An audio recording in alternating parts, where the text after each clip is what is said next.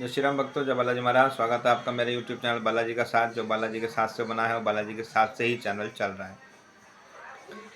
तो भक्तों, आज का जो हमारा टॉपिक है एक इस विषय पर है कि हमें पाप कर्म क्यों नहीं करने चाहिए और हमें भक्ति मार्ग पर ही क्यों चलना चाहिए। बेसिकली एक कहानी है मैं जो आपको लेके आया हूँ आपके लिए। तो जय श्री राम बोल के शुरू करते हैं। जय श्री राम, जय बालाजी महाराज। तो भक्तों, ये कहानी एक ऐसे परिवार की है जो एक अपना नॉर्मल परिवार चलाता है। दो उसके बच्चे होते हैं, अपना नौकरी पर जाता है, शाम को आता है। लेकिन उसमें एक बुरी आदत होती है, झूठ बोलना, धोखा देना, किसी के साथ फ्रॉड करना, अपना फ़ायदा देखने के लिए किसी को कोई नुकसान हो, कोई मतलब नहीं, मेरा फ़ायदा होना चाहिए। इस तरह से वो जीवन यापन कर रहा था।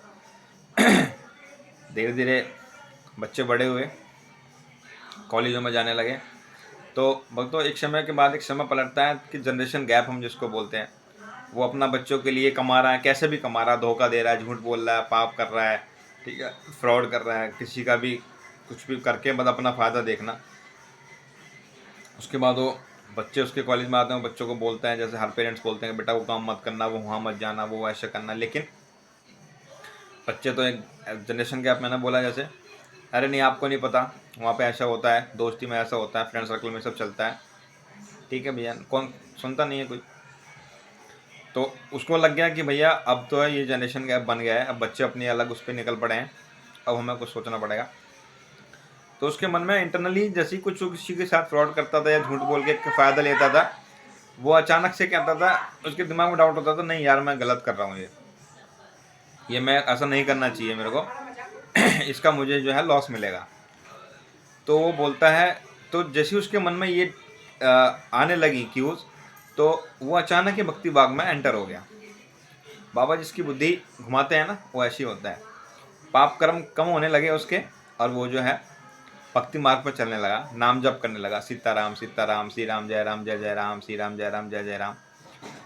धीरे धीरे उम्र बढ़ी, बच्चों की शादी हो गई, बच्चों के बच्चे हो गए, वो बूढ़ा होता चला गया, घर बैठ गया, जॉब ख़त्म, बच्चे करने लगे। अब बच्चे जैसे कर रहे हैं वो ऐसे कर रहा है, वो बेड पे पड़ा, वो देख रहा है, नॉर्मली हल्का फुल्का चल फिर रहा है। एक समय ऐसा आता है उसको पैरालाइज हो जाता है, कंप्लीट बेड, ना कुछ करना ना कुछ जाना, बेड पे, सिंपल कंप्लीट।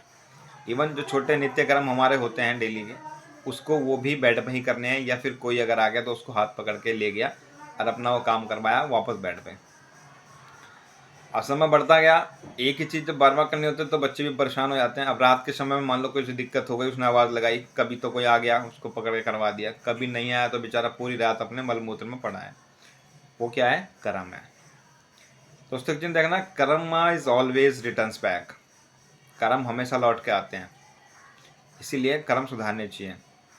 उसके बाद क्या हुआ, एक रात से उसके साथ क्या हुआ कि जैसे ही वो अपने बच्चों का आवाज़ लगाता था, सिंगल आवाज़ में बेटा उसके सामने हाजिर, उसको पकड़ के ले जाता था, नित्य काम करवाता था, बेड पे लिटाता था।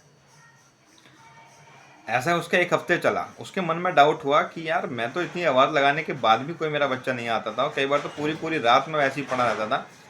अब ऐसा क्या हो रहा है कि जैसे ही आवाज़ लगाता हूँ, सिंगल आवाज़ के 2 मिनट के अंदर वो मेरे साथ आ जाता है और मुझे अपना काम करवाता है। उसको डाउट हो जाता है, वो परेशान। अगले दिन वो रात को आवाज़ लगाता है, सिंगल आवाज़ में एक आदमी उसके पास आता है, उसको ले जाता है, वो उसको हाथ पकड़ लेता है, कहता आप कौन हो? कहता मैं तुम्हारा बेटा हूँ। कहता नहीं, मेरा बेटा तो एक आवाज़ में मतलब ही नहीं है, पूरी पूरी रात नहीं आता था, तुम जो है एक आवाज़ में आ जाते हो, कौन हो तुम? दर्शन दो। तो भक्तों यकीन करो कि साक्षात उसके सामने रामचंद्र जी, विष्णु भगवान या कृष्ण मुरारी एक ही हैं, उसके सामने साक्षात खड़े होते हैं। वो कहता प्रभु आप मुझे मेरा नित्य कर्म के लिए डेली ले आ जाते हो एक आवाज़ में मेरे साथ, और ये मेरे साथ करवा रहे हो? कहता हाँ, तेरी भक्ति से मैं प्रसन्न हूँ, इसलिए मैं खुद करवा रहा हूँ। तो कहता प्रभु जब आप मेरी भक्ति से इतना प्रसन्न हो, तो आप मुझे इस कर्म से मुक्ति क्यों नहीं करवाने देते? मतलब आप जब मेरी भक्ति इतना प्रसन्न हो तो मुझे मुक्ति करा दो ना। कहता नहीं, अगर मैं तेरी मुक्ति यहाँ करा देता हूँ तो तेरे जो कर्म हैं जो बचे हुए हैं, वो भोगने के लिए तुझे अगली जन्म फिर से लेना पड़ेगा, और फिर से तुझे ये सब भोगना पड़ेगा। इसलिए मैं खुद तेरी भक्ति से प्रसन्न होकर तेरे पाप कर्म खत्म करवा रहा हूँ। मैं खुद आके तेरे पाप कर्म खत्म कर रहा हूँ, ताकि तुझे अगला जन्म ही ना लेना पड़े। अपनी मेरी शरण में तू रहे, अपनी शरण में लाने के लिए मैं तेरे को ये सब करवा रहा हूँ। क्योंकि अगर तेरा एक भी कर्म छूट गया तो तुझे अगला जन्म लेना पड़ेगा और फिर उसको भोगना पड़ेगा। इसलिए मैं खुद तेरे कर्म खत्म करवा रहा हूँ, ताकि तुझे जन्म ना लेना पड़े।